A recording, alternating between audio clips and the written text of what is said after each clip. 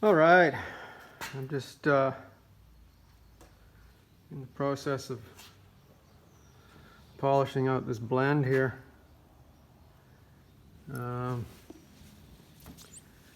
So ended up with a lot of overspray right out to where I had the tape line here. Had a piece of masking paper here, newspaper actually. And I had a tape line right along here somewhere. Anyways, I ended up having to sand off the overspray back to about here.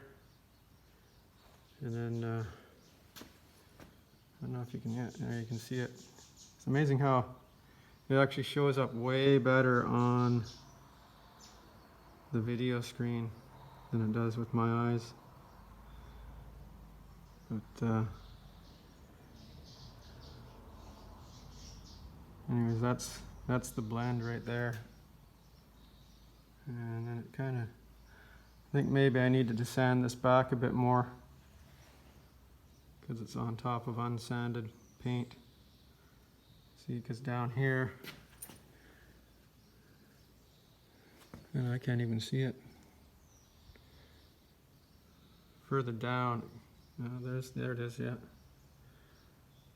The edge really disappears down in this area, but you can sort of still see it up there. I don't think I'm going to worry about it too much. And it really depends on how you, like if you look at it from here, okay, there it is. You see it right there. See if we can follow it down. Yeah. Just depends on how the light hits it, but anyways, it's, and then I had a little issue here. I wasn't paying attention when I pulled the tape off. The clear was bridged over onto the masking tape, and I pulled this kind of triangle piece out right down to like original sanded paint. So that was the next day, so I mixed up a little color, blew it in there, but you can still, I didn't sand it very much. There's still a line, or like a ridge there. So I'm hoping once I get this fender all polished up, it won't be so obvious. But I think it looks, you know, I think that part looks really good. You know, from back here, I can't see that blend at all.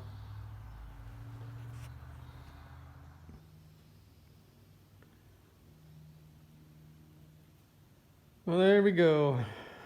I cannot find the blend on this fender now. It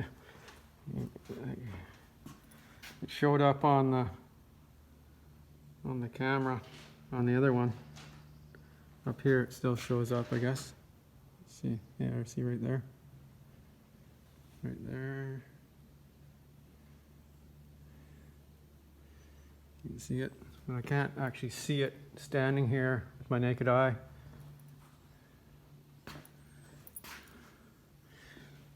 So the fender, yeah, I don't know where the blend is.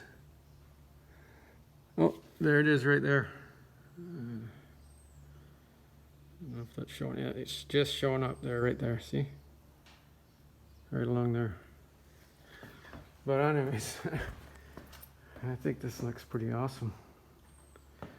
And even that little spot, you can see it.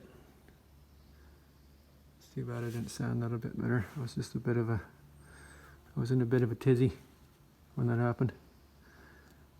But anyways, a bit of fluff cut under the trim here. Anyway, I think it's gonna be okay. We're gonna live with that. Just because, you know, kind of makes it blend in with the rest of the car. I'm gonna polish over this a little bit, but I'm gonna wait until the car is all done before I give it a full detail. I just wanted to make this look nice. A little bit of a dent right here or something, or some bad body work or something. Of course, I didn't get into that area with my body work. It was all down in this area here. Anyways, I think it still looks amazing.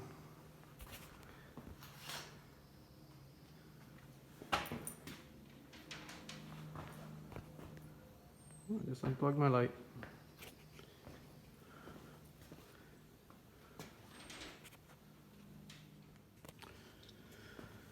So maybe I should spend a little time explaining this process, doing this blend, and I don't know if I did it right or not, but according to some people.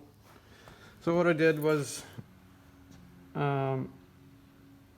explain that I did the body work down here, and then I sanded this whole panel here with I think it was just with 320. And then I sanded it to about here with 320. And then I took a gray Scotch-Brite pad and I scuffed this whole area here, this whole part here. So I sanded it with 320 to about there. And then I scuffed this whole area here with the Scotch-Brite pad, gray one. Same as here, so I had primer to about there, so then I 320 it out a little bit, and then I scuffed this area here with this gray Scotch-Brite. And same as underneath here, along here. So then when I painted it, I put color on at an angle like this, across here like that. So this is all color from here down. And then I cleared over the color, and just kind of fogged it in over here. Just let the overspray kind of drift over onto this part. And then I took some, once I was done that, I cleaned out my gun, and I put some straight reducer in it.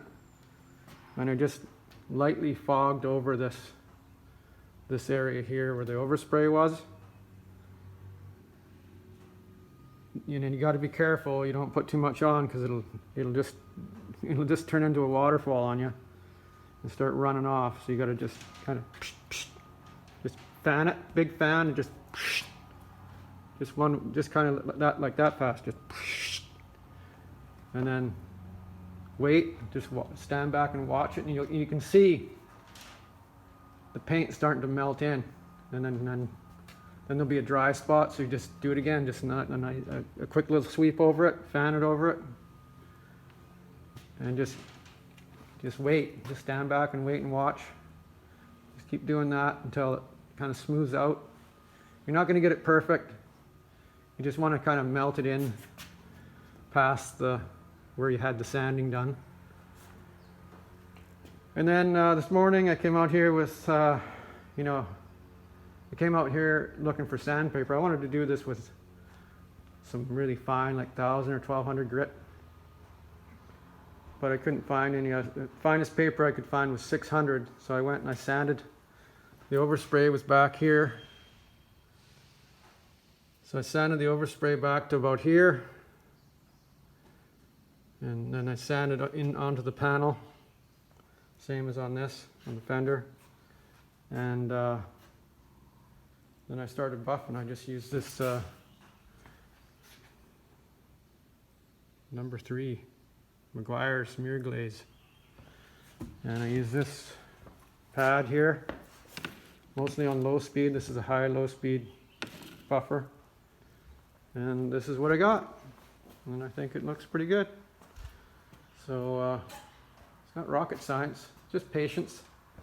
Only part I'm not totally happy with is this piece up here. But, I might revisit that once everything's done. Got the door on, it's detail time. And anyway, here we go.